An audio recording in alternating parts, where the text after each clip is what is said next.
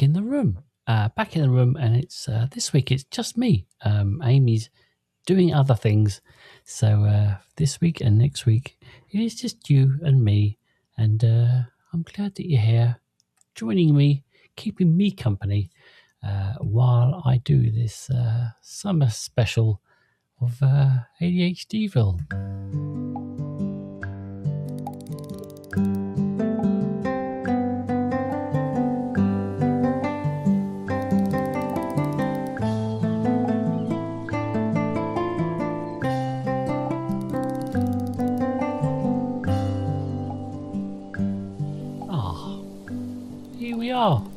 Here we are. So the question, I kind of thought I might focus on one thing this week. And the thing I thought about was, why do we rehearse conversations that are never going to happen? All right, seagulls and sea, be gone. There we go. Right, so I don't know about you, but I will rehearse conversations over and over and over again. And it's something I've done for like forever. I mean, it could be like, a conversation that I've just had. I'm just replaying over and over and thinking, God damn it, that was I could have said this here. I could have said that there, but I didn't. Or it could be an up and coming conversation. Like, sorry, I had a conversation with my psychologist earlier on today, and I spent quite a little bit of time thinking about that. What was I going to say? What were they possibly going to say? What was going to be my reply to what they might say? And all this takes up a lot of my brain. So I guess the question is, why the hell do we do this? And is ADHD making it worse? Well, let's get into it, shall we? So I think one thing is that we have to establish that there are several things going on at the same time. So not every imaginary conversation is the same. And so, as I said, you'll get some conversations that are replaying what I should have said. And my God, it's like, I can even think of these conversations going back. I think I was like 7 or 8. It goes that far back. A teacher asking me, it was like a sort of health thing, and it was about cutting your nails, right? And it was like, what do you do? Are you supposed to like cut them straight across? Do you like form a little roundy shape? And I said, you cut it. You cut your nail so it's a roundy shape. And apparently I was wrong. Apparently I was supposed to cut it straight across. And I replay that conversation. Best part of like 50 odd years. Because I kind of felt like I was right. Because every day I see people with rounded nails and no one with nails cut off straight, just a straight cut. It made no sense. And it's bugged me for like, I haven't been able to let it go. Jesus Christ. Anyway, so there's those replay conversations about what I should have said. There's the rehearsals conversations, which is like preparing for what might happen, for a conversation that's coming up. There is the imaginary conversation, which is actually the argument, which is like almost like winning. Have you ever had these, like where you're having an argument with some person? It could be a fictitious or a real person or whatever, but you kind of conjure them up in your mind, and then you have an argument with them in your head. There is also the explanation argument, which is the where you repeatedly explain yourself to an imaginary audience. Why did you do this? Why am I here? Why have you run out? Why didn't you pay the bill? Why are you out of meds? And replay that over and over and over again about how you're kind of trying to explain yourself. There's also the disaster version, which is where you imagine in a conversation everything that could go wrong. So in an up and coming conversation, it's like, well, what if they say this? What if they bring up that thing that I did back in 1997? What if they talk about Aunt Mildred? Whatever it is, like you're having that conversation. And then there's the fantasy version where, the fantasy you says the perfect thing. You've already thought it out. You've replayed the conversation and you're replaying it out again, but you're saying all the right things this time. And the person that you're having a conversation with does the thing that you want them to do, gets it, or is rebuked, or whatever it is. So there's a whole bunch there of possible imaginary conversations that you may have with real people or fantasy people in your head. So what is going on? What is going on? I mean, so the first suspect, the first place we could look is working memory. So that's a little bit of your brain that it kind of processes what is going on at that current moment in time.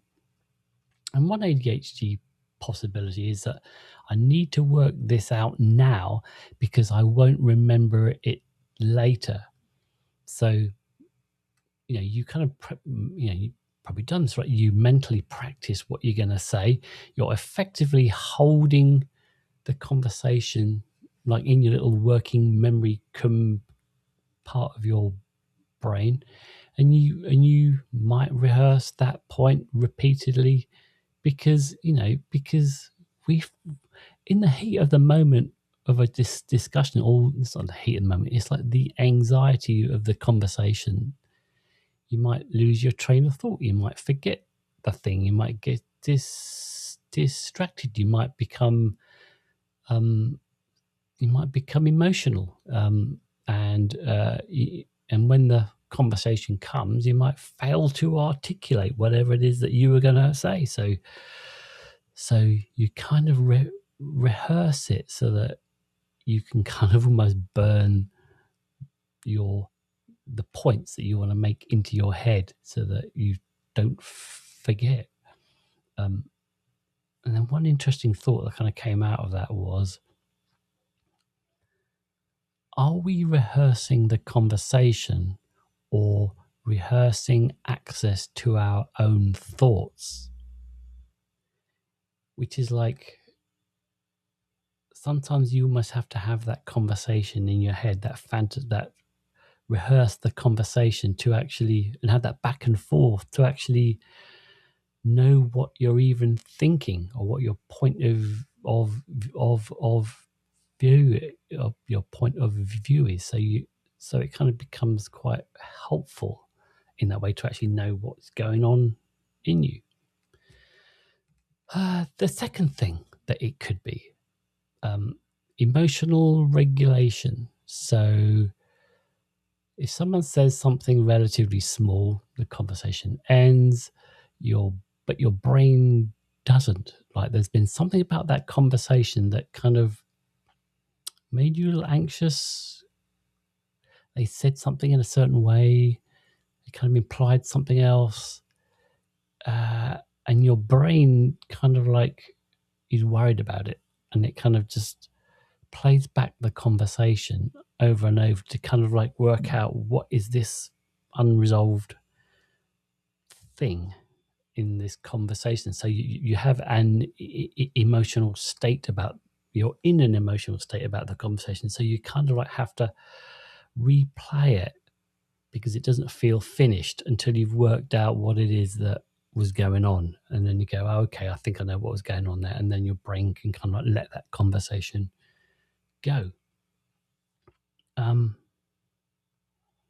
So yeah, what's the other thing? Is like there's this.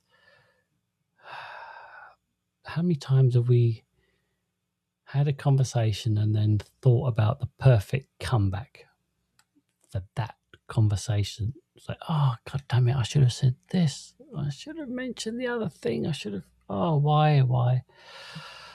Oh, and those things can like really haunt. They can really haunt me. Just replaying conversations that, as I said, can go back decades. That, where I should have come back with something, certainly during an argument, but I didn't. Because the problem is that, if you are having like an emotional conversation, and it's, maybe it's like a tense conversation, it's an argument, it's very focused in some way. It doesn't necessarily have to be an argument, but your brain is like, it's just processing as fast as it can all of this stuff, not only what they're saying, but how they're looking, where their eyes are. You're taking in all of this information, and there's not a lot of brain left to actually process the goddamn conversation that you're currently in. You're listening, you're trying to remember your points, you're deciding what you should say. And then after the conversation's gone, after you finish that conversation, you walk away, all that pressure disappears. And your brain now has processing space to actually think about what it is that you should have said or how you should have replied. And it's like, well, fantastic. Thank you, brain. That would have been useful in the conversation, not 2 days afterwards. But yeah, I mean, like, our brain, we kind of wish that our brain could run all of these different, just monitor all this different stuff all at the same time, but it can't, and it will choose the thing that is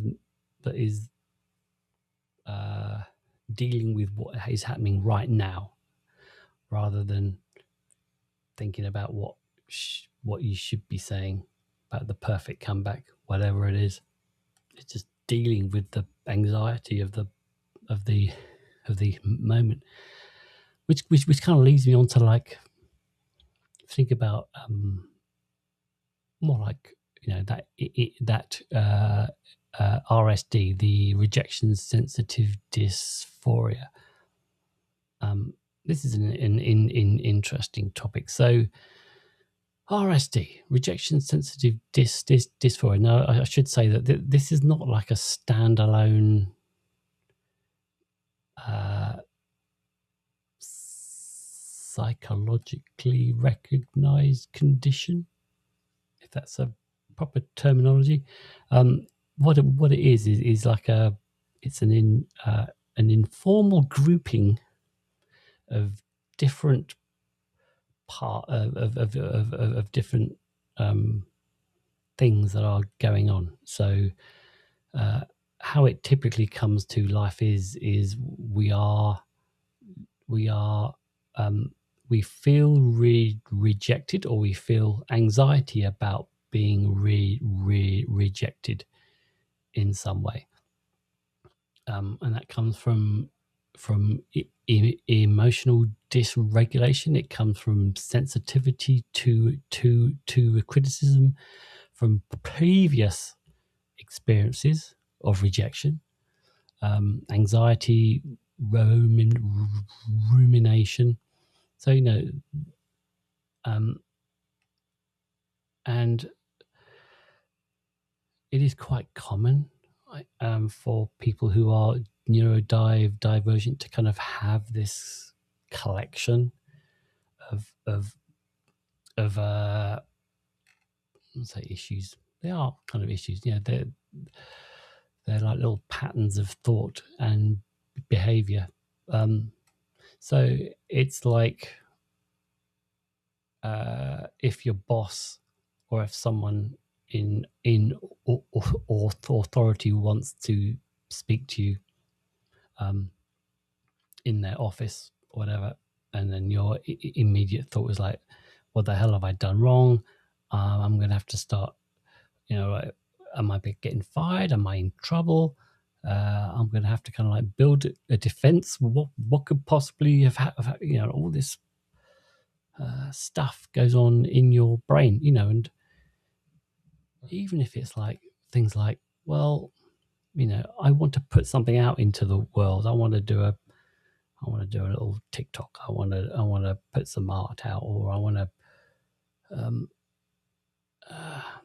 write something, whatever it is. I'm going to do this thing. I'm going to put it out into the world, but I'm scared that people are just going to laugh at me. So I won't.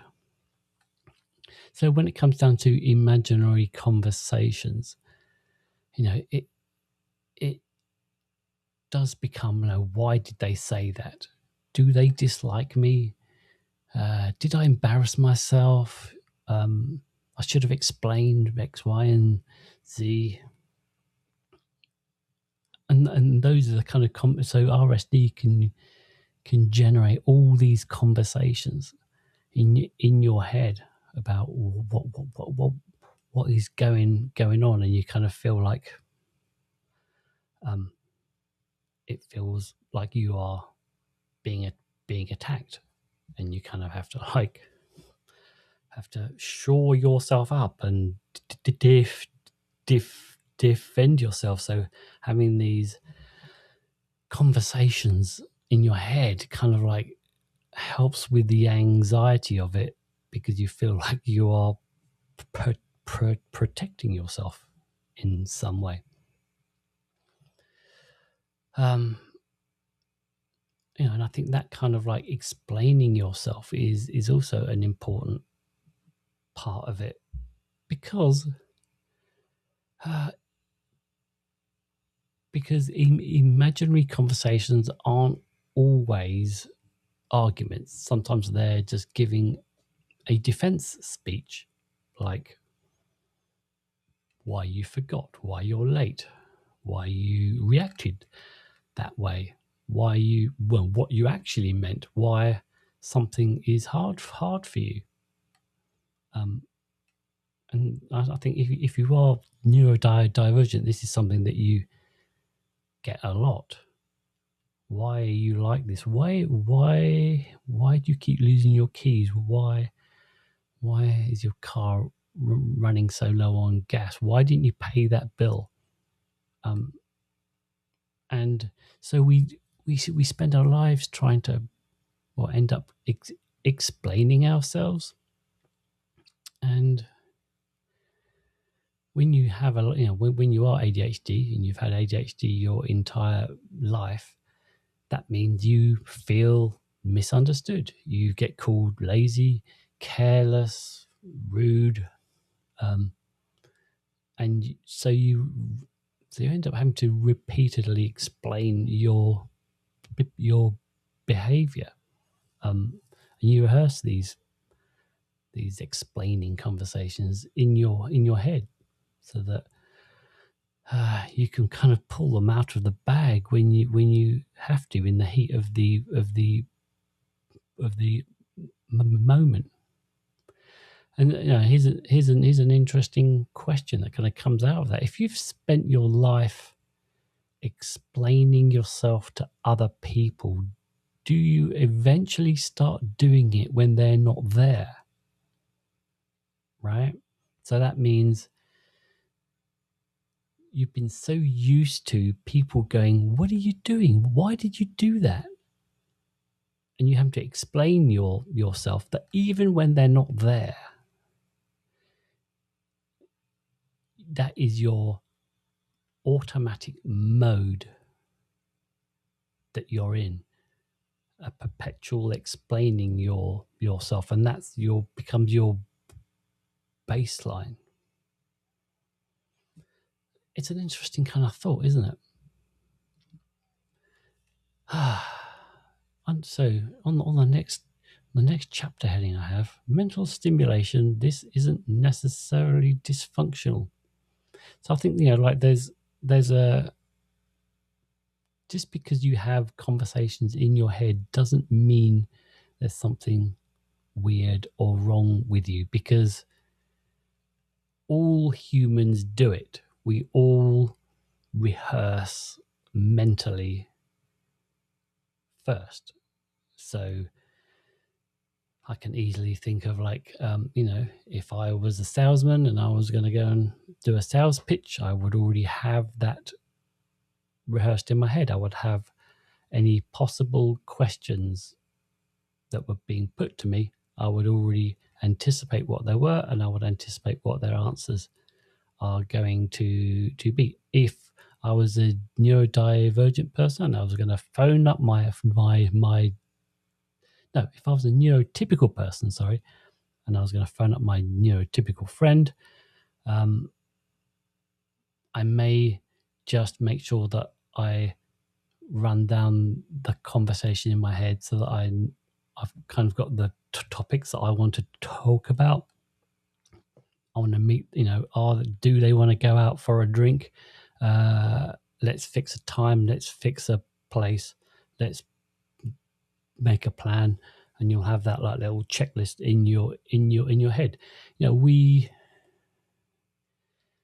Everyone will rehearse conversations in their head to kind of like to test possible outcomes. What if someone says this? What if someone says that? So, and we, as I said, we rehearse our responses. So this is all normal. It's not weird. But what becomes interesting from a neurodivergent point of view is you can spend way too much of your brain energy doing it, like way beyond what is functionally useful. Like me going over a conversation I had with a teacher when I was 7 about how you should cut your nails should not be occupying my brain. Now I'm like 61, but yet there it is. And that's just one of many conversations that I randomly hold in my head. It's almost like if you went into my brain and there's like a series of rooms and you walk down the corridor and you open up a door, and then there's like me and someone else having a conversation. I'm just like replaying this conversation over and over again. I shut that door, go into a different one, same thing happening. It's like there's just loads of rooms in my head where conversations are going on all the time. It's nuts. So, it is really strange. These people that we have the conversations with in our heads. So when I, as I said, when you could go in the corridor and the rooms of my mind, there's me having an argument with someone. And that person that we're having an argument with, isn't a real person. They're not. They don't behave like real people. The imaginary opponent always says exactly what is necessary for my brilliant response. Because I'm writing both of the characters. I'm writing me in this conversation and I'm writing them, which means I'm not actually really predicting what is going on. It's kind of like a play that I'm putting on in my head. But sometimes I'm not actually talking to them at all. I'm talking to a representation of them, and these things can. And what I do get out of it is that they will sometimes resolve something internally.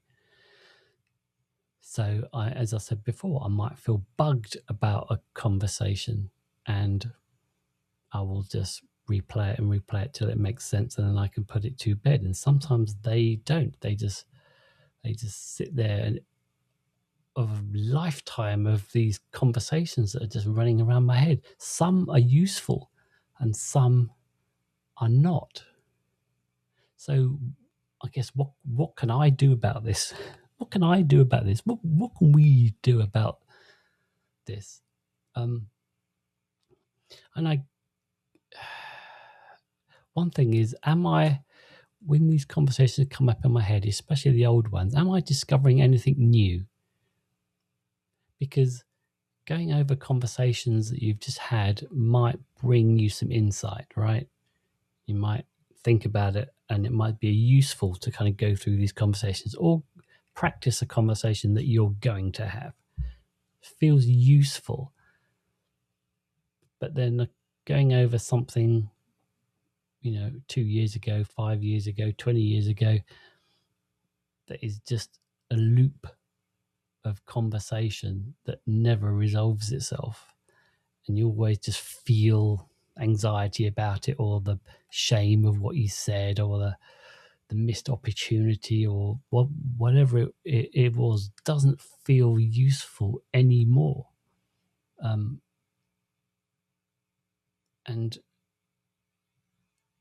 I almost feel like when it comes up, I should just let it go. I should go, oh, it's that conversation.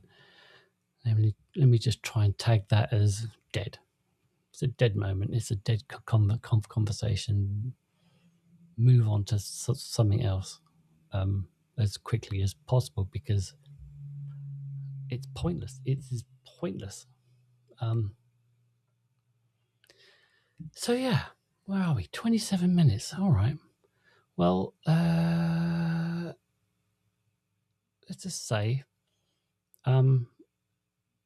maybe the imaginary conversations aren't completely pointless. As I said, so sometimes we're practicing, sometimes we're processing, sometimes we're trying to remember, sometimes we're protecting ourselves, sometimes we're trying to make sense of something that hurt, and sometimes, we are just having an imaginary conversation and destroying the other person, and it damn well feels great. All right. Well, that was half an hour of that conversation. Now then, I would normally go into the post bag for this week, but due to time, I've not managed to pull that out. So I have some catching up to do from post bag stuff. But yeah, I hope you like and subscribe. Next week, again, it is just me once again. And I'll come up with another little topic of conversation. And then Paul is back at the beginning of September. So that is something to look forward to. So that just leaves me to thank you for keeping me company. And pointing out, as I do every week, that ADHDville is delivered fresh every Tuesday to all purveyors of fine podcasts. Please subscribe to the pod and rate us most conversational, most imaginary, I don't know. And feel free to correspond at will in the comments. But wait, there's more. If you wish to see our beautiful, beautiful faces, then sally forth to the TikToks and the YouTubes. And you can also pick up a quill and email us at ADHDville@gmail.com. But in the meantime, be fucking kind to yourself. Da da da da da. There, says the mayor. That's that.